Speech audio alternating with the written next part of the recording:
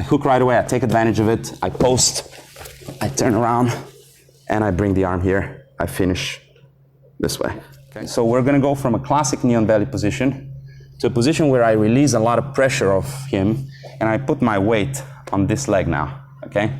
So right now, there's no pressure on him, but there's still a wedge right here. And I'm still kind of controlling the opposite hip with my other knee. It's gonna be just a little, it's gonna be less than 90 degrees. That's why I need to put my shin alongside his back and block his return. Now I go under and I take the back, okay? Hey, good morning, what's going on? We're back here with Brian, and today I want to show a knee on stomach position, transition to a far side armbar, and then a variation of the same submission from slightly different knee on stomach position, okay? So I have Brian in bottom side control. Let's move a little bit this way, please, and this way. So I have him in bottom side control here, and I already went up to knee on belly here, and very often we'll see, especially at beginners level, people do that. The more advanced people get, the less they tend to do that, and for obvious reasons, which we're gonna see right now, but you will come across that quite often as well. So from here, generally speaking, what they wanna do is they wanna get my weight off their stomach, off their sternum here. So usually what he's gonna do now is this. Go ahead, do it slowly. And hip escape, right? So that's what he's looking to do by doing this, okay? So posts on my knee, there is a huge gap that opens here. Even if he posts just slightly right here, there's still a gap that you can thread your arm through, okay? But most of the time, again, the lower the level, the more beginner the person is, the bigger the gap is gonna be here, okay? So he's gonna put his palm here and he's gonna try to push and hip escape. Meanwhile, I'm gonna take advantage of that and hook under his armpit and hook his tricep. Now we're in that position where we can actually turn him to our side. So what I'm gonna do is bring my knee off of him. He's going to help me with that by hip escaping anyway, because that's what he's trying to do. So as he tries to hip escape there, go ahead, we're gonna land in this position with my knee in front of his stomach and him on the side with me cupping around his tricep. Again, what makes the move easy is that half of it is his own action. So I'm playing off of his, basically his energy here. So he's going for it, I'm going for it, he hip escapes, I post, and I drop here, okay? From here, we have options, but what we're gonna look at today is a far side armbar. This is the far side arm. So we're gonna look at an armbar from there. As I post it, I'm breaking it down into parts, but we're gonna do it smoothly after that in one move, and it's a fast move rather. So as I post it here, I'm gonna bring this foot behind his shoulder, and the other one is gonna go here in front of his face, in front of his neck rather. Then I'm gonna spin around this way, and I wanna land more or less perpendicular to him. The more perpendicular I land, the better.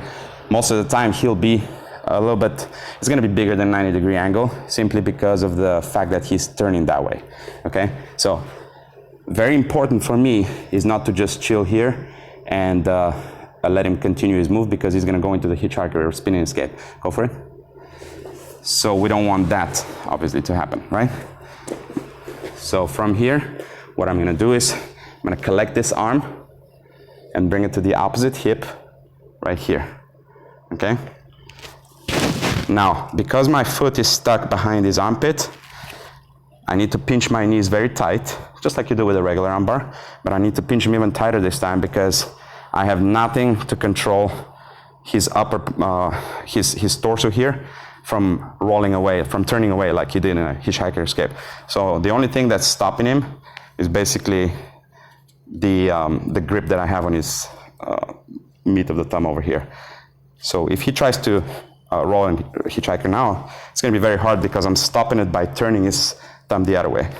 Now I'm gonna come down here, and it doesn't matter that the thumb is pointing that way anymore because now I'm putting the braking pressure. I'm pointing his elbow into my thigh here in order to finish, okay? You can do the classic way, which is basically thumb towards the ceiling, which means elbow towards my groin, and then hip up and in, but this requires less range of motion. right here is done, okay? And my range of motion, even if he's like double jointed or triple jointed or whatever he is, my range of motion is all the way here. So this thing is gonna break. This is breaking pressure. This is probably going to break if I go hard and fast, but it's most likely gonna cause some hyperextension, at least partially, right? Before break. This is gonna go straight to the break just because there is very little room for margin for error. So we're right here in knee on stomach. He posts, I hook right away. There is no time to waste because he's one hip escape away from escaping the position. I hook right away, I take advantage of it, I post, I turn around, and I bring the arm here. I finish this way, okay? Let's do it a little faster and smoother. More like a live situation. Let's turn this way if you don't mind. So we're here in side control. I'm not gonna go full side control because I have a microphone here, but I'm gonna go knee on stomach, right here. He goes, I post, and I bring it here. My leg might get stuck under his armpit, or it might come properly around the neck. That very much depends on the positioning of his arm. There's very little I can do about it, and because it's a fast move, I don't have much time to waste in accommodating my foot there. But if it gets stuck here, it's even more important that I really pinch my knees, right? And then if he tries to hitchhiker now, it's gonna be very hard. He's gonna pretty much armbar himself because I'm driving his arm in the opposite direction into the break, okay? Now this is all nice, but what if the guy is a little more advanced and he doesn't want to turn into you, or he doesn't want to, he will probably want to turn into you, but he doesn't want to post on the knee, okay? What if that happens? What if he's here tight and all that? But we still want to do the same move, or at least isolate him to the side and maybe go for Kimura or something else from there. A good way to do it is actually to just come from a traditional classic knee on belly position, which scores you points because of the post of the foot and so on, to a position where I'm just going to bring let's rotate here so it can be more visible to the camera. So we're going to go from a classic knee on belly position to a position where I release a lot of pressure off him and I put my weight on this leg now, okay? So right now there's no pressure on him, but there's still a wedge right here. And I'm still kind of controlling the opposite hip with my other knee, right? At least I'm controlling the speed with which he's going to turn into me. So now we're here, and the one thing that he can do freely now is turn into me. So he's gonna go and turn, and I hook my arm, okay? The reason why he wants to turn is because I release the pressure from here. From here, he wants to turn into me anyway, but it's a little harder because of the pressure.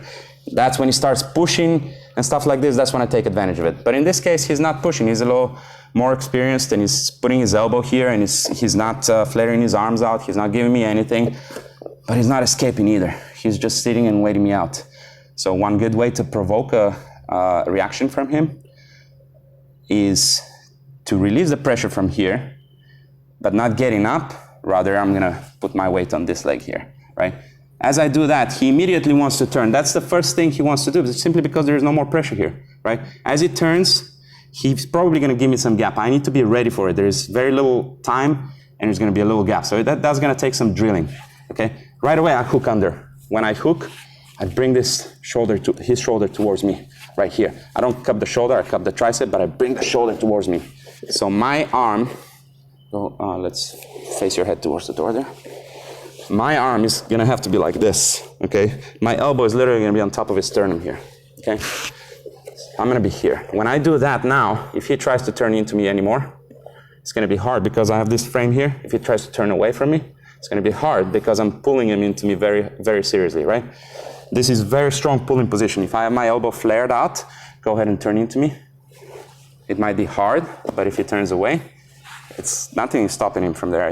My grip is not strong enough. I pull like this, I'm using my back muscles to pull him in, okay, not my arm.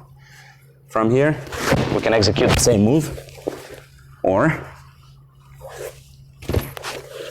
as he is to the side, we can simply step over his head and go into our Kimura series. I'm gonna link a video from last week that we did on the Kimura series.